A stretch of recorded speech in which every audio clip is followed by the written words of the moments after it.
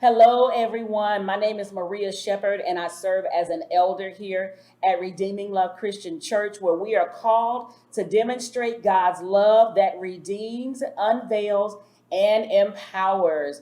And we here at Redeeming Love are so blessed and honored to serve under the awesome leadership of Bishop-elect Arthur Jamie Croon and Prophetess Tanya L. Croon. Please take a moment to like, share, and tag us on our social media platforms. You can also find us on Facebook and on YouTube. We thank you today for joining us as we share some insights regarding the word of the Lord that's been coming forth here at Redeeming Love. Our bishop has been teaching an awesome, a life-changing, and a heart-changing message on the anatomy of divine assignment.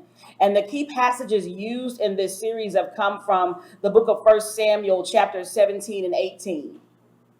And one of those points in the message was this: what happens when the assignment becomes a whole problem, not for your enemy, but for the one that you've been called to serve? So when God calls you to come and serve alongside another, and God gives you an assignment to serve another, yet the one that you've been assigned to serve ends up being the one who has a problem with you.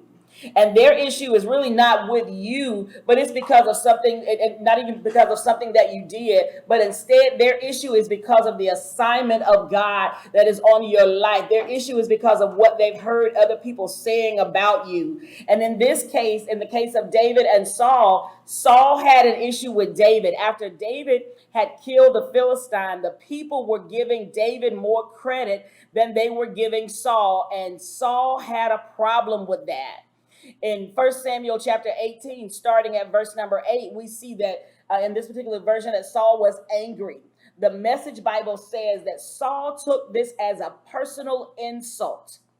He was displeased because of what the people were saying about David. And the Bible says that from that time forward, Saul kept a jealous eye on David. He kept a jealous eye on David. Now, let me just take a moment to pause here just to share with you what this spoke to me. Here in this passage, we see that Saul was angry. He was displeased. His heart was full of jealousy. The hand of God was upon Saul, upon David, and Saul took that as a personal insult, according to the Message Bible. So when the assignment that God gives you becomes a whole problem for the one that you're called to serve, remember, it's not a problem with you. It's really a problem with them, within themselves. And when a person sees you being anointed as a personal insult to them, they're the one with the issue. Now, let me say that again. When a person sees you being anointed, when they see that God has anointed you, and that becomes a personal insult to them, they're the ones with the issue, and they need to take that up with God themselves. So don't quit your assignment because other folk can't control their emotions, and because they choose to allow jealousy and envy to set up in their hearts. So we see here in this passage that Saul got angry when things didn't go his way. And he was so angry that the Bible says that he threw a spear at David. And he threw the spear thinking that he would nail David to the wall, as if that was going to cause God to take his hand off David. But I just want to encourage you today that no matter what people throw at you, you are still anointed to complete the assignment. You're still graced by God to get it done. Just take a moment and encourage yourself and say, I'm graced by God to get it done.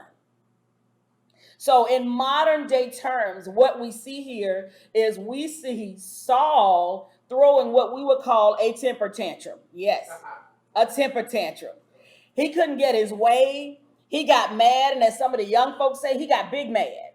And he was so angry that he couldn't control his emotions. So he responded by throwing a temper tantrum. So you mad. So your response to you being mad and your response to you being jealous is you start throwing stuff at folk. You're a grown man. You're a full grown man. And you start throwing stuff at folk because you're mad. But what did David do? David kept right on playing his heart. So don't you get distracted by grown folk throwing temper tantrums because they have hearts full of jealousy, because they haven't dealt with the issues of their own heart, because they haven't dealt with their own insecurities. And we really have to take a moment to be real about what's in our hearts and not allow these things to set up in our hearts, because what we see here in this passage is that jealousy and envy can cause grown folk to act like children. So let me say that again. Jealousy and envy, when we don't deal with those issues in our heart, those things can cause grown folk to act like children. So when the assignment becomes a problem for the one that you've been called to serve, these are the 4 basic instructions that we were given to by our bishop-elect when he taught on this message. Number 1, understand that the Lord has assigned you and not people. You can continue in the assignment because you understand who it is that called you to do it in the first place. Man didn't call you. So since man didn't call you, man shouldn't cause you to quit. We were reminded to not get caught up in the applause of people and the applause of men, because people are fickle. They'll love you one minute and then they'll be throwing spears at you the next. So the first thing, understand that the Lord has assigned you and not people. Number 2, behave yourself. How many times have we heard that growing up? Behave yourself. Just behave. Behave yourself. Don't go tit for tat. Walk in wisdom. Don't give evil for evil. Stand firmly on the assignment that God has given you. Again, don't respond to the temper tantrums that grown folk throw because they're jealous of you. Remember, that's their issue, not yours. Number 3, continue in your assignment. Now, this one here really blessed me. Continue in your assignment. What happens when your assignment becomes a whole problem for the one that you're called to serve? Nothing. Absolutely nothing happens. That blessed me, y'all. Nothing. Absolutely nothing happens. You keep doing what God has called you to do. Don't you get off course. Don't you get off track. You don't walk away from the assignment because of people. And if you choose to walk away, you can't blame people. You got to take that up with God. And God has shown us in the Bible what to expect from people. He's already shown us, how fickle people can be. And he's given us an example here in the life of David as to how to respond when they start throwing grown folk temper tantrums. But if we bail on God's assignment because of what people are saying, what we really are saying is that we place more weight on what people say than we place on what God has said. And God is holding you accountable for the assignment that he gave you. Not the assignment he gave to anybody else, but he's holding you accountable for what he told you to do. Only the Lord can dismiss you and tell you that your assignment is complete. And until the Lord tells you that the assignment is complete, you keep working. You keep your focus on the Lord and don't you focus on people. And number 4, staying the course doesn't mean you won't have external circumstances or situations. You're not released from the assignment because somebody else tried to sabotage you. I know they did it to you. I know they did it to you. But that is not your ticket out. That's not your way out. You have to make up your mind that you're going to remain faithful to the assignment regardless of what people do, regardless of what people say. You have to make up your mind not to walk out of your assignment. Why is that important? Because the next assignment is contingent upon your ability to complete this previous one. Your next assignment is contingent upon your ability to finish this one, to finish what you started. So as I close, I just want to remind you that folk will feel some type of way when God anoints you to complete his divine assignment, especially when he removes his hand from them and then places his hand on you.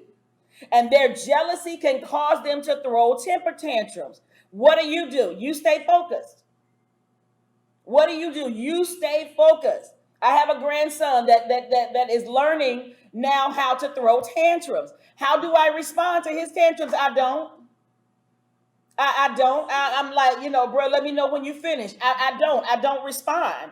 And we'll continue on with our conversation when he's finished throwing his temper tantrum. So when people start throwing temper tantrums because they're jealous of you, how do you respond? You don't. You don't, because that's not your issue, it's theirs. Don't get off course when they start throwing stuff at you. So when they start throwing insults, what do? You keep it moving. When they start throwing lies, you keep serving. When they start throwing foolishness and negativity, you remain true to the assignment that the Lord gave you. Don't you quit your assignment because folks get mad because you've been called. And don't you allow grown folk temper tantrums to distract you. Listen, I just want to take this moment to encourage you. Go back and listen to the whole of all of these messages in this series. I promise you it's going to bless you. And remember this, what you do when the one you've been called to serve has issues with your assignment, you do absolutely nothing but what God has told you to do. You stay focused, you keep your eyes on his assignment, and you keep doing what the Lord has told you to do. Well, that's all we've got for today. So thank you again for sharing with us here for our Encouraged in Love moment. Remember, like and follow us on Facebook, subscribe to our YouTube page, and we invite you to join us here every Sunday morning at 10:30 a.m. for an awesome word from the Lord. Have a great week, and God bless you.